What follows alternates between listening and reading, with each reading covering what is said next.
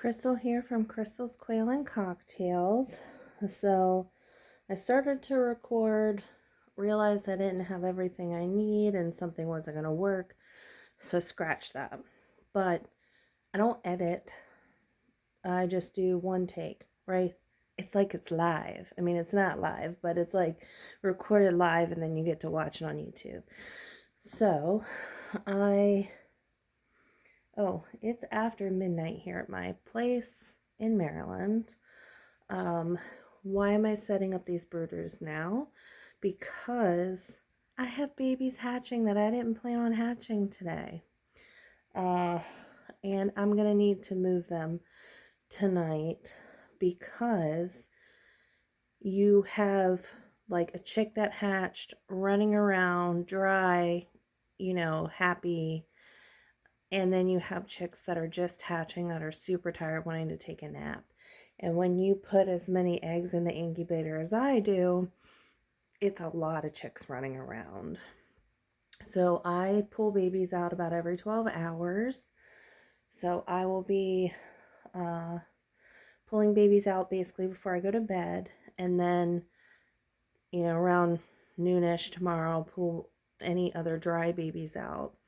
I have 3 incubators set up, which I showed in a video from the other day, which showed how to prepare the eggs for hatching.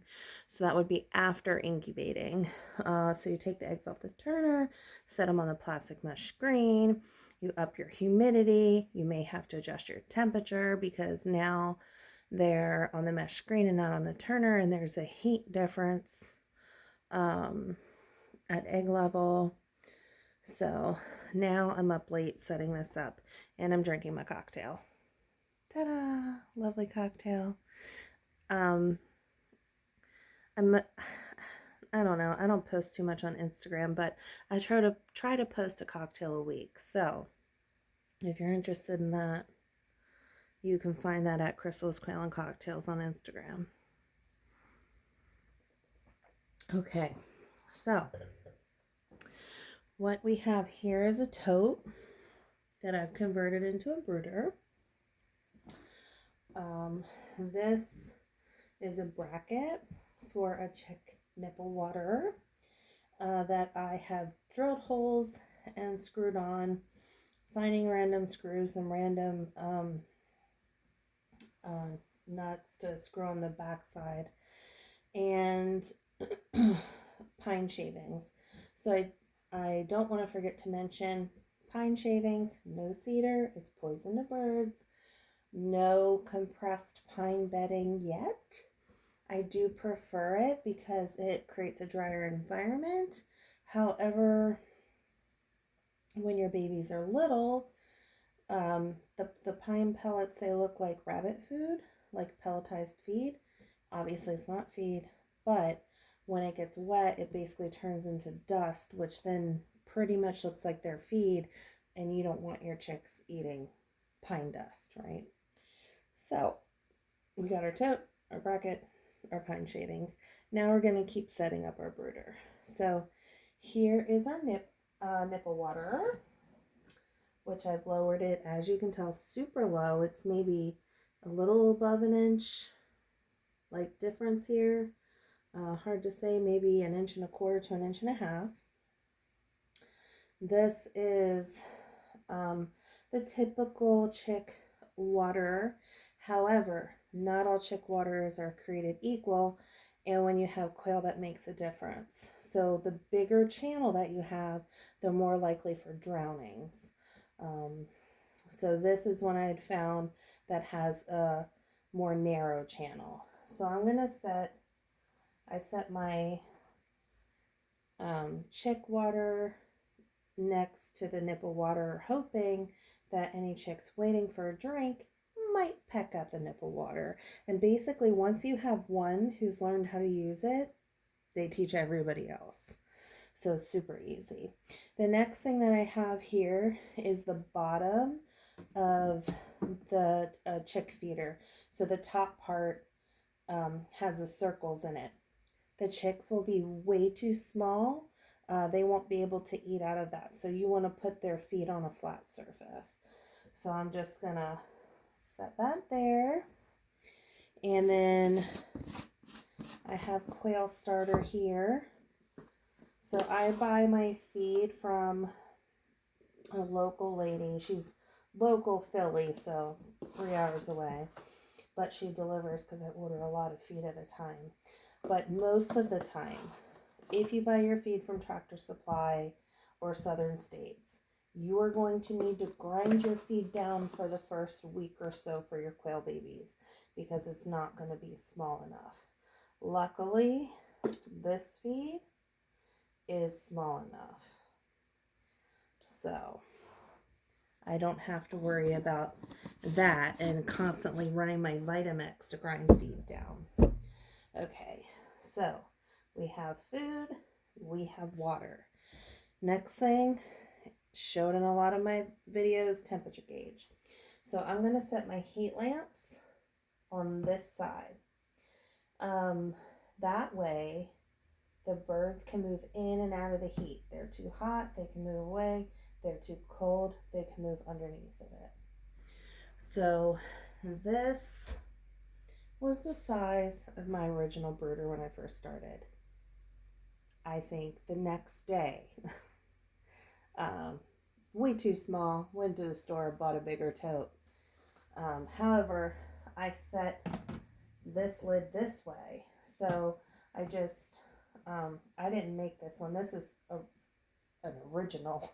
So this is from 2018. But use Dremel tool, cut a square out, drill some holes, attach. This was like from a screen door or something like that. Just like a piece that someone had, you know, maybe you might need it for something. So I set this way. And then I actually don't use the typical brooding lamps. I use reptile lamps. So I have a new one here because one of my other ones went up. This is nice and clean. So this is a dual meaning 2 lamp, reptile lamp. With quail require warmer temperatures than chickens. Then meat chickens and turkeys. So I set up my heat lamp here. And generally it's pretty hot under the heat lamp. But like I said, the birds can move in and out. And then I have ways of controlling the heat.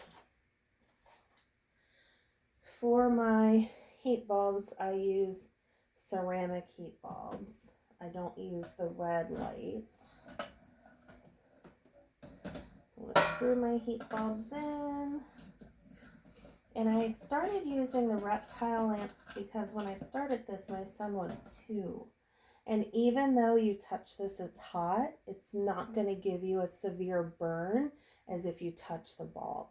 So even the brooder lamps for the chickens, it's a metal, but then it has almost like a cage. If you wanted to, you could stick your little finger, your little hand in there and touch it. So I did not want that. Accidents, basically. Did not want my son accidentally burning himself. Alright, this heat lamp has a sticker, and this sticker will change color when it's hot. So I'm going to face it this way so I can see it. And what you can't see, so I have the brooder on top of, I think this is a 4-foot table. What you can't see is that I have a surge protector plugged in and zip tied underneath the table.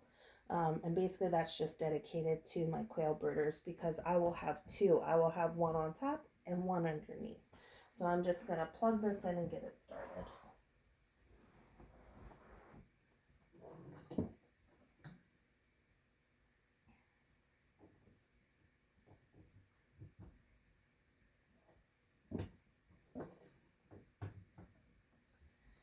Okay, lamps plugged in. Hoping you can't see me. I didn't think about that. So this one has an on-off switch. Sometimes they do not. I mean, they have the switch, but it's not indicated on and off. On is always towards the heat lamp, not towards the plug. So we have both of them on. I can already feel heat. Okay, so pine shavings, food, water, temperature gauge, heat lamp. So the next thing is the top of the brooder. So Dremel tool, cut a little square out. That square sits on top of that, right? Can't melt it because it's metal. It's hardware cloth.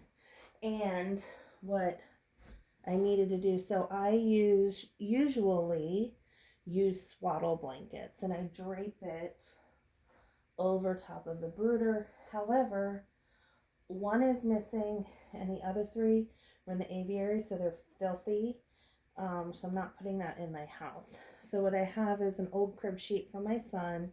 I cut the elastic part out. We use this crib sheet to patch up his blankie because he chews on it and it had lots of holes. But I generally use a swaddle blanket because it's real thin and light and lets light in. So I will be bleaching the ones from outside and using one in here. So I have the blanket basically covering around the openings and also the back because there's like a gap, right? But this is what's going to trap the heat in. Since this might make it dark, I'm going to like prop this up just like this.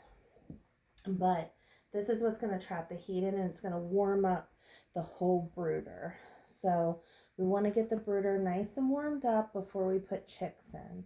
And then once we put chicks in, you can make adjustments for the temperature by popping the corner up to letting some heat escape.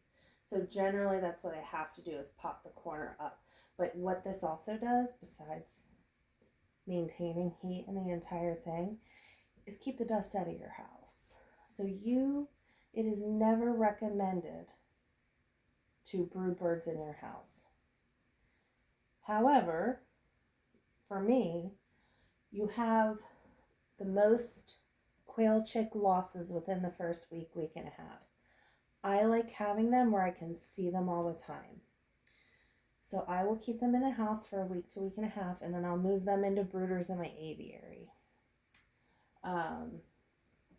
And this also makes it easier for putting birds in here after they're hatching. Also, then I notice their food's gone. Then I notice their water, they need water. Then I notice there's a dead chick that I need to take out.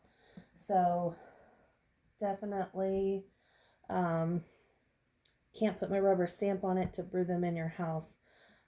I do, if you decide to, use a swaddle blanket or maybe a really thin white sheet or something to drape over, and that'll keep the dust down in your house, and it'll contain your heat in your brooder.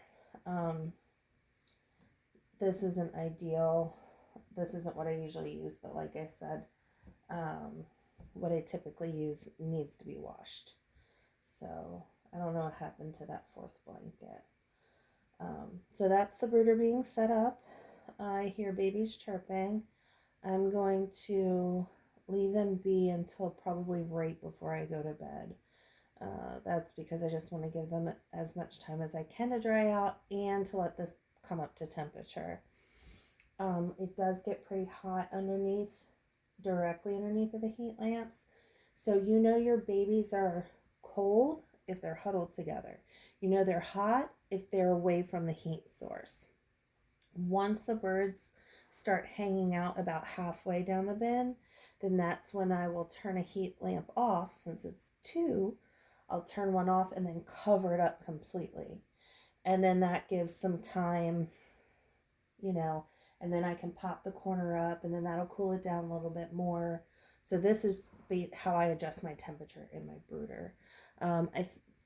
When you use the typical brooder lamps, you raise the height of the lamp. But as I said, quail chicks aren't like chickens. They will start hopping their asses out of this brooder. One time, we live in a split level. We basically have 3 floors. You walk in on the ground floor, you go up a couple steps to our living area or kitchen, a couple steps to our bedrooms. I found a chick in my bedroom. Don't know how it got. I'm like, how in the world did you get up there? But they chirp because they're looking for each other, so you'll be able to find them. But it hopped out of this. So the blanket also keeps the birds in. And then that's another reason to then move them outside. Because when I move them outside, I won't prop the heat lamp up like this. I'll have the lid flat, and then I'll have a blanket over as much as the area as I can with the heat lamp next to it. And then they can't hop out.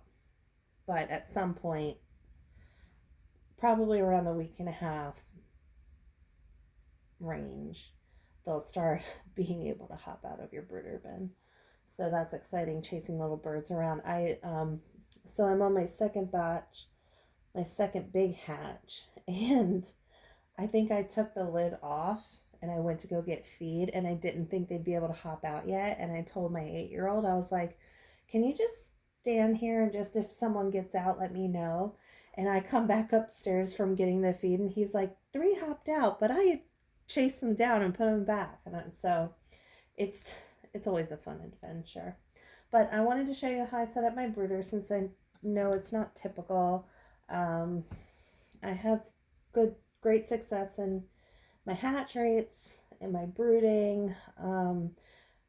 So I got 250 eggs, and then they send you a couple more, Myshire, and whatever hatches out, I want to keep 60, because I have 3 of these brooder bins on shelving in my aviary, and I'll do 20 in each bin. Anything above that's way too many. And then at the 4-week mark, I move them out into cages. So they're not fully grown yet.